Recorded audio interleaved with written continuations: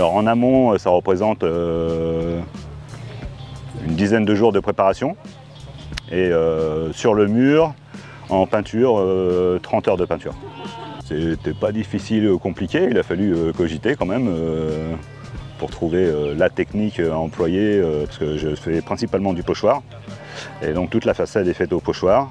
Et j'ai eu quelques contraintes au niveau de la peinture. Je ne pouvais pas peindre à la bombe comme je fais habituellement.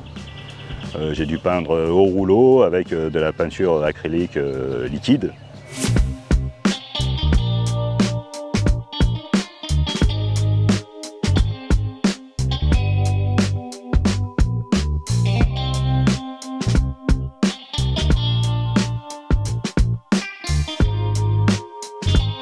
Donc quand tu as le prix du foncier à Nouméa ou à Dimbéa où on ne peut pas permettre à toutes les familles d'avoir un open terre, donc là aujourd'hui moi j'ai vécu dans le logement social et je sais la valeur d'une terrasse. C'est une pièce où les gens peuvent manger, peuvent recevoir. Donc là on avait vraiment des grandes terrasses pour permettre aux familles d'utiliser et puis redonner les vraies valeurs du logement social. Et ça veut dire qu'aujourd'hui ces familles-là vont vivre vraiment dans d'excellentes conditions. On a mis des panneaux photovoltaïques aussi pour pouvoir réduire la facture énergétique d'électricité.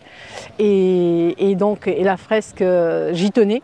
Je tenais vraiment à cette fresque parce qu'à chaque fois on fait des résidences sociales, mais on ne donne pas d'âme.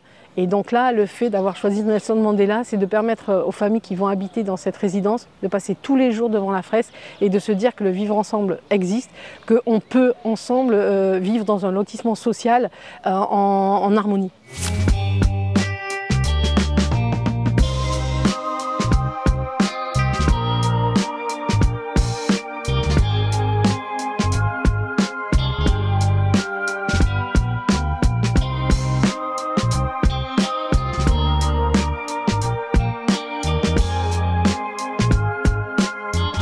Aujourd'hui, on découvre une résidence qui a été conçue pour le bien vivre dans le logement social, avec un soin tout particulier qui a été porté à l'aménagement de l'intérieur des logements, avec une offre dédiée aux personnes à mobilité réduite, avec des espaces assez grands en terrasse et en extérieur, et puis aussi un soin particulier qui a été pris à l'aménagement des espaces extérieurs, des circulations larges, des parkings pour les voitures, et puis une intégration paysagère qui réussit, et également le souci de résidentialiser, c'est-à-dire créer pour ceux qui ont la chance d'habiter en rez-de-chaussée, des petits espaces privatifs, clôturés, afin de faciliter l'appropriation par chacune et chacun de cet espace de vivre ensemble. Donc toutes les conditions sont réunies.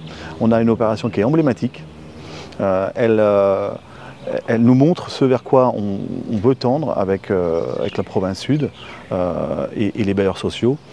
Des logements qui sont conçus vraiment avec l'objectif de favoriser le bien-être, la tranquillité publique et le bien vivre ensemble au sein des résidences de logement social.